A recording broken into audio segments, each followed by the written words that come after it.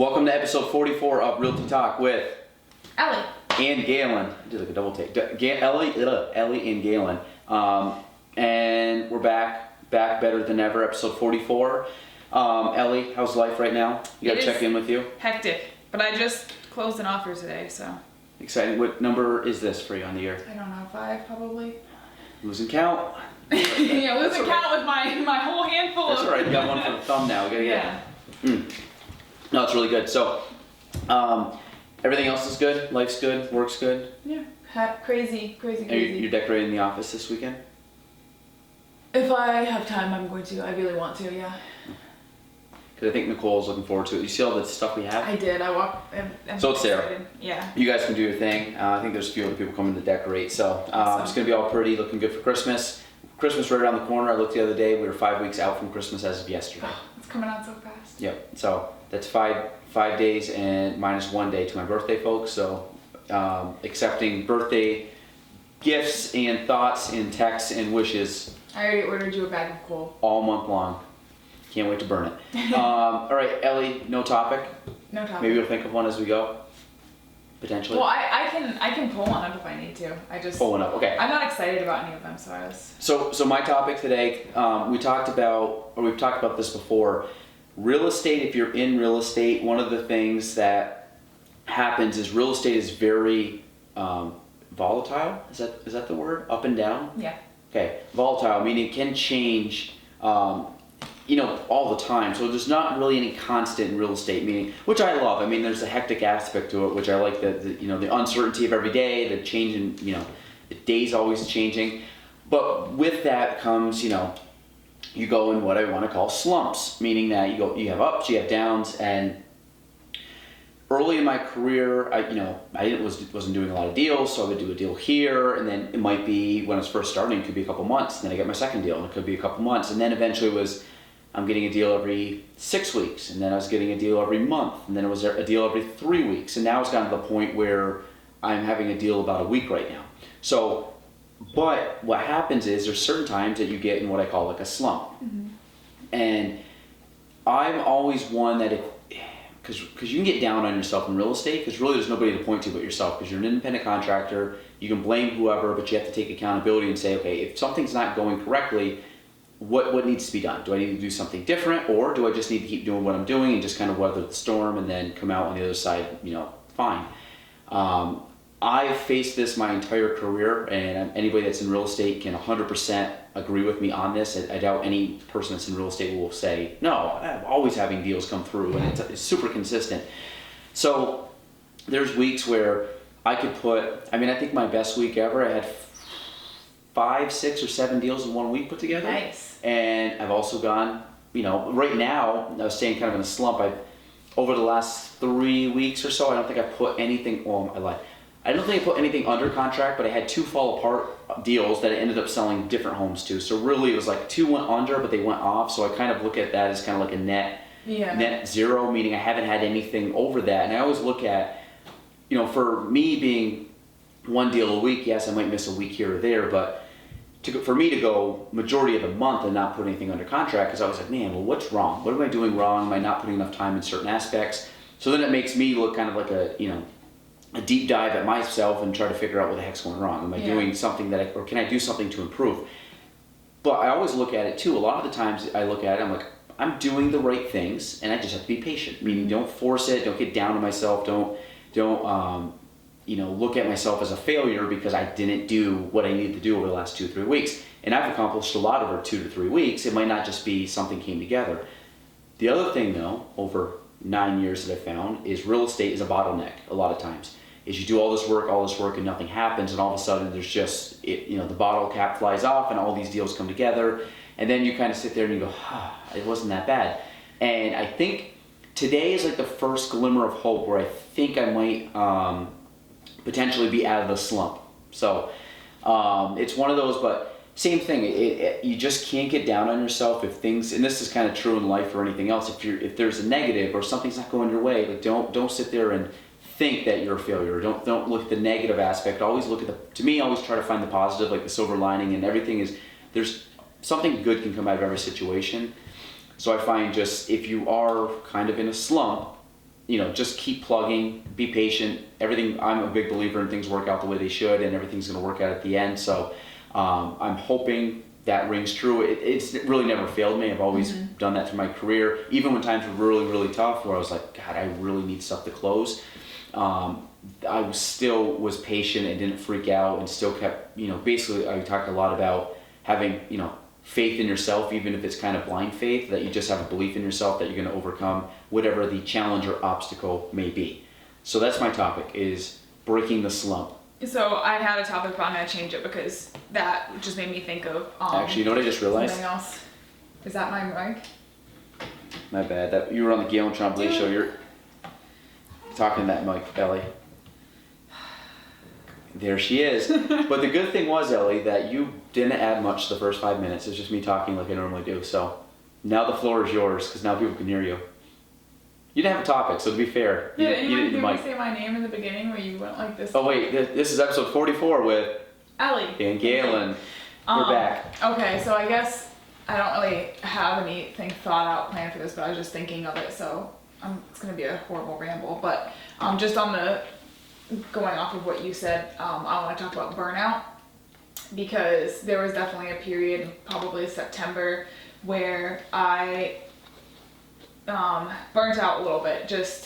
And it felt silly because I'm not doing an excessive amount of hours at my other job or an excessive amount of hours in real estate, so I kept pushing myself and skipping out on things. Like I completely have stopped going to the gym, and I would not eat for a day because I was just busy doing other stuff, and beating myself up because I wasn't getting where I wanted to be, and feeling like I wasn't doing enough because I'm only doing 40 hours in this job and 30 hours in this job, so I'm not even doing overtime in either of them, so why am I so tired?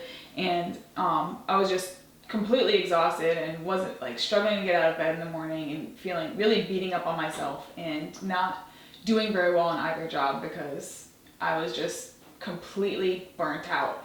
And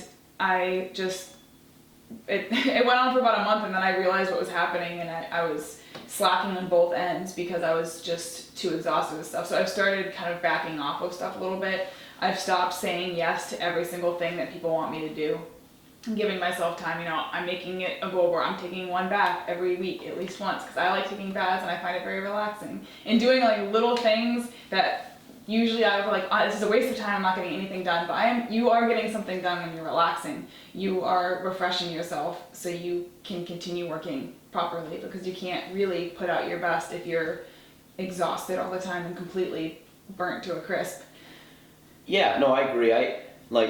I would probably say in an average week, I'd say I'd work 70 hours. I think would be fair if I had but I like doing what I do. So like part of kind of what you said is I don't know if I hit burnout. I wasn't prioritizing my health at one point, in the sense that I went 9 weeks without going to the gym. I ate decent, but not as good as I should. I was getting really stiff, and I've talked about this before. Now, over 5 weeks ago, I think this is week 5 right now, I've forced myself to go to bed around 10 o'clock. I'm usually up about 4:45. I'm to the gym. I'm usually done all that, back to here, stretch, do that kind of stuff. I found that my mornings, basically from about 4:45 to 8 o'clock, so you're talking a solid 3 hours, is totally me time, in a sense that it's awesome. Me focusing on my health, focusing on stretching and eating and working out. And I'm only sleeping probably 6 to 6.5 hours, but part of it is working a lot, having 2 young kids. Like you're trying to cram a lot into one day, running 48 hours. Yeah, running the company here, running my stuff, working on all the other stuff that we're doing here. I mean, there's a lot. I'm trying to cram a lot into the time I have, and it's not uncommon to work 12, 14-hour days, but again, weekends I try not to do much, because that's, like, to me, family time. But I think the biggest thing is, one, you got to stay disciplined and really focus on it, and that's something I wasn't doing. And I would get home at 9 o'clock, or I get home at 8 o'clock, 7 o'clock at night, whatever it might be, help put the kids to bed, or get home at, maybe some nights I couldn't, I'd get home at 9. And then instead of sitting there working till 11 or 12 at night, I'm just like, you know what? No, I'm going to bed at 10. Like, no matter what, I'm going to bed at 10 so I can get up, work out, and that. So basically I would say my 9:30 at night to my 8 o'clock in the morning is like me. Like that's I'm not doing work. I'm not answering to other people. Selfishly, I'm taking that end of the night, beginning of the day. But it's not selfish, because if you can't give that to yourself, then you can't give 100% to other people. And that's something that I was starting to realize is you get paralyzed by everything you have to do and not taking care of yourself. And then you lose the ability to really give 100% and do, the best that you can do, because you're exhausted and hungry and weak, and yeah, well, your brain's not functioning. You always gave me shit about it, but like I would show up and it'd be like 3 o'clock. I'm like, listen, I gotta grab something to eat. I'm like, oh, what'd you eat today? I'm like, this is what I've ate today. Like it's 3 o'clock, and I swear to God, I've had black coffee and nothing all day. And now I'm not doing that. Like I'm tracking what I eat, because I want to eat enough throughout the day and in the right proportions of food, just so my energy level's high, and it usually is. I'm pretty good at I'm pretty good all the way till I go to bed. And you want to be able to do this, keep functioning like this 10, 20, 30 years from now. And that's it. We're at an age where we can probably get away with working long hours and not getting a lot of sleep, but it's not going to be like that forever. And taking care of yourself extends your life. It's a long game, and that's the same thing with real estate. I mean, the stuff we're doing now is planting the seed for stuff we do in the future, and I look at that as the same thing with the health. Like every time, I stretch 20 minutes a day, and that 20 minutes, I'm not breaking any records, but if I do 20 minutes a day for 365 days times how many years, I'm gonna be pretty damn flexible. Hopefully I can stop. One of my goals is pretty much my entire life is still touch my toes, bend down and touch your toes. Can you not do that? Oh, I can easily do that. Oh, okay. I thought you were saying you couldn't. I was like, no. I actually have some really. I'm decently flexible. Can you put your head behind your leg behind your head? Okay, and you're just weird if you can. Your head behind your no. Your foot behind your head. I cannot. That should be your goal for next year. I want to see it. My foot behind my head. Yes. Like picking it up and. Like the foot. Can you?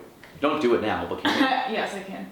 Weird. It's not that. It's really, if you can touch your toes. Are you really it's flexible? Not that, I'm not, and I can do it. So you could probably do it. You just gotta have stretch in the hammies. We'll try. We'll try. I don't know. Maybe we'll add that as a goal. No, but the other thing too is taking care of yourself. But we talked about, I think, a podcast or two ago, is really knowing why you do real estate and really focusing on it, because real estate's different. Everybody has a job. Everybody has, or a profession, or a career, or whatever you want to call it. But there's you're in something, and maybe it's a job you hate, but what's your why every day? It might just be to go collect a paycheck to make sure you can pay your bills. That's a why for people. And that's a good why for some people. Yeah, and then there's some people that their why is maybe they want to make a difference in the community, or they want to make a difference in someone's life, the medical profession, or working with kids, or things like that. And everybody has a certain reason why they get up every day to do something. And I have when I get up every day, I really like what I do, and I have a strong why as to what I want to accomplish long term, and every day I work towards getting there. So to me, the burnout, I wasn't really finding the burnout in the sense of work. When I wasn't going to the gym, I kind of felt fine. I just knew myself. I was like, you know what, physically, I'm just not where I should be. I guess I feel good, but I don't feel great. And that was kind of the awakening, where I was like, okay, you got to improve that part of your life. Which I drastically have over the last, and I was before. I was always really good before. It just, that was like a slump right there. And really, since I've had kids, it's probably been like that for about 2 years. It's been super inconsistent, and a lot of it is just making priorities and other things. So now I'm prioritizing that, and that still allows me to do a lot during the day. Just, I'm really focusing on maybe taking a couple hours out of the day to focus on my health, more so than cramming to get stuff done quicker, I guess, or more time that maybe gets stuff done a little faster, but what's my alternative, or what's my trade-off? So I think that's it. That's good. That was 2 good topics. Yeah, they're kind of consistent with each other. Since we didn't really have any topics come in. Yeah. Peanut gallery saying yes, so maybe no. So, okay, we're going to end it. You go first. Office quote. I was actually, I was painting our fireplace this week, and I probably have watched, I was doing a lot of painting, 20 plus episodes of The Office, just in the background. It was great. Yeah. So season 2 and 3, the prime, some of the prime years. Go first. Okay. I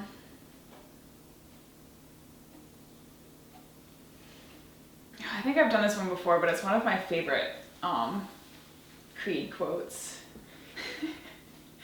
Did you tell Andy that I have asthma? Because if I have asthma, I can't scuba. And if I can't scuba, what's this whole thing been about?